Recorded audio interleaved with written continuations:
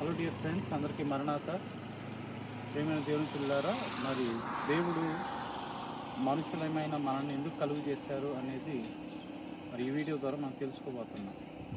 పంచభూతాలని, సర్వసృష్టిని, మనుషులను దేవుడు కలుగు చేసి వారి జీవిత విధానాల్లో ఎన్నో మలుపులు అనేవి తిరుగుతూ ఉన్నాయి ఫ్రెండ్స్.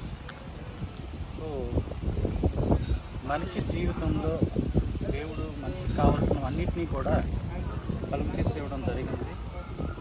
కానీ దేవుడు మనిషిని ఎందుకు కలుగు చేశాడు? మనిషి ఇప్పటికీ ఆలోచన లేనటువంటి రీతిగానే బ్రతుకుతూ ఉన్నారు. సో ప్రతి మనుషుడు కూడా ఆలోచించవలసింది, ఈ లోకం ఎందుకు వచ్చాను, ఎందుకు జీవిస్తున్నాను, మళ్ళీ నేను ఎందుకు చనిపోతున్నాను అన్న సంగతి ప్రతి మనుషుడు కూడా ఆలోచించాలి. జనన మరణాల మధ్య జరిగేటువంటి ప్రతి విధమైనటువంటి మన జీవన శైలిలో ఎన్నో మలుపులు అనేవి చోటు చేసుకుంటూ ఉంటాయి. వాటిని ముందున్న వాళ్ళు, మన తర్వాత ఉన్న వాళ్ళు ఏ విధంగా వాటిని అలవాటుగా చేసుకుంటూ వస్తున్నారో, కొన్ని పూర్వనున్న మనుషులు అలవాటుని బట్టి ఆ అలవాట్లు మన మీద రుద్దడం వలన మనం అదే అలవాట్లో చదువుతూ ఉన్నాం. కానీ వాస్తవం ఏంటి, జీవితం ఏంటనేది ఎవరు కూడా గ్రహించుకోండి. సో దేవుడు అందరి జీవితాలని ఒకేలాగా డిజైన్ చేయలేదు. ఒక్కొక్కరి జీవితంలో ఒక్కొక్కలాగా ప్రతి ఒక్కరి జీవితం నడుస్తూ ఉంది. మనం చూస్తూ ఉంటాం బైబిల్లోని. మొట్టమొదటి దేవుడు ఆదాము అవ్వలని తన స్వహస్తాలతో దేవుడు నరుని నిర్మించాడు. స్త్రీని కానీ పురుషుని కానీ దేవుడు వారు నిర్మించి వారికి ఇచ్చినటువంటి దేవుని మీరు ఫలించి అభివృద్ధి పొంది విస్తరించి భూమిని నిర్మించి దాని సమస్తమును లోపరుచుకోండి అని దేవుడు సెలవిచ్చారు. కానీ దేవుడు అనుకున్న మాటకి విభిన్నంగానే వారి జీవితాలు నడిచి మరొక మలుపు వారి జీవితం తిరిగింది. సో దీనికి దేవుడు కూడా దుఃఖపడేటువంటి సన్నివేశం జరిగింది. ఓకే ఫ్రెండ్స్, దేవుడు ఆదాము అవ్వని సంతోషంగా ఆనందంగా ఒక ఉద్యానవనం, సో ఇలాగే ఒక తోటలాగా ఉన్నటువంటి అటువంటి ఏదైనా తోటలో హాయిగా ఆనందంగా కష్టపడకుండా ఆహారం తినడం, కష్టపడకుండా జీవరాశులతో ఆడుకోవడం, కష్టపడకుండా దేవుడితో సహవాసం చేసేటువంటి మంచి అవకాశం దేవుడు ఇస్తే, అయితే దేవుడు చెప్పినటువంటి ఒక చిన్న మాటకి లోబడినటువంటి పరిస్థితుల్లో మరి ఈ ప్రకృతిలోనే ఒక జీవి యొక్క మాటకు ఎక్కువగా వాల్యూ ఇచ్చి ఇంపార్టెన్స్ ఇచ్చి దేవుడి మాటను అడుగులు పెట్టడం వల్ల దేవుడు అనుకున్నటువంటి చక్కని జీవితాలు మనుషులకి ఇద్దాం అనుకున్న దాన్ని మనుషుడే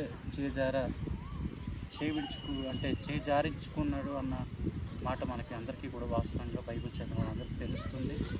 దేవుడు మంచి చేయాలనుకున్నాడు, కానీ దేవుడు మాట వెనుక చెడు. ఓకే, సో అలాగున ఆనందభరితంగా సంతోషం ఉండాల్సిన వాళ్ళు దేవుడి మాట వెనక దేవుడు తినొద్దన్నటువంటి మంచి చెడ్డలు తెలివినిచ్చు ఫలవృక్షాలు తిని వారు దేవుడిచ్చిన మహిమను కోల్పోయి ఈ లోకంలో దిగంబరులై వారి జీవితంలో సంతోషాన్ని కోల్పోయారు, సమాధానం కోల్పోయారు, విచారాన్ని దుఃఖాన్ని దిగమింగుకున్నటువంటి పరిస్థితుల్లోనికి రావాల్సిన అవసరం వచ్చింది. సో ఇది మనిషి యొక్క జీవితంలో ఒక మలుపు. దేవుడి మాట వింటే ప్రయోజనకరంగా ఉండేది, కానీ వినలేదు కనుక వారి జీవితంలో పాపం ప్రవేశించి దుఃఖానికి విచారానికి గురయ్యి నేటి వరకు అలాగే జీవిస్తారు. ఓకే, మన జీవితంలో ప్రతి ఒక్కరు కూడా గమనించవలసిన విషయం ఏంటంటే, దేవుడే మనం కలుగు చేశారు కనుక అట్టి దేవునికి లోబడి ఉన్నవారి యొక్క జీవితంలో ఎంతో సంతోషం, ఎంతో ఆనందము వారు అనుభవించి దేవుడికి మరింత విధేయులై వారి జీవితం గడిపారు.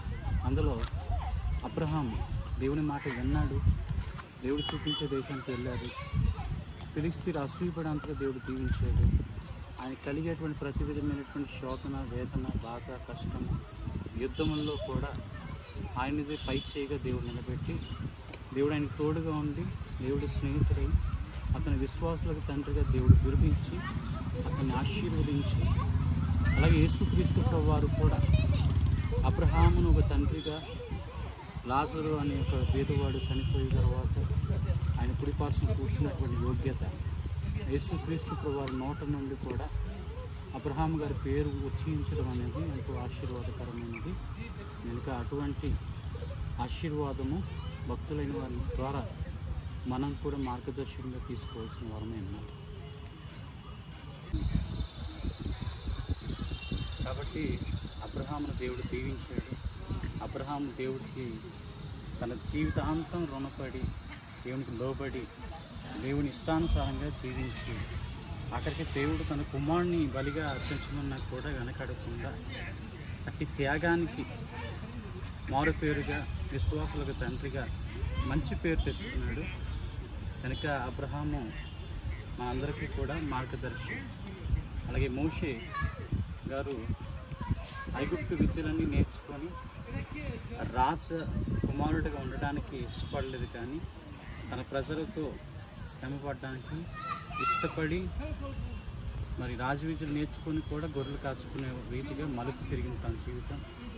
గొర్రెలు కాచుకునే వాడిని దేవుడు మళ్ళీ కనిపించి ఇజ్రాయెల్కి నాయకుడిగా 6 లక్షల మందిని పాలు తేనెలు ప్రవహించే దేశానికి తీసుకెళ్ళమన్నప్పుడు కుటుంబాన్ని, తనకున్న వారిని అందరినీ విడిచిపెట్టి దేవుని సేవ, దేవుని పరిచర్యలో మరి ఎంతో ముందుకు సాగినటువంటి మోషే నా ఇల్లంతటా నమ్మకస్తుడు అని దేవుడు మోషే గారికి మంచి బిరుదిచ్చారు.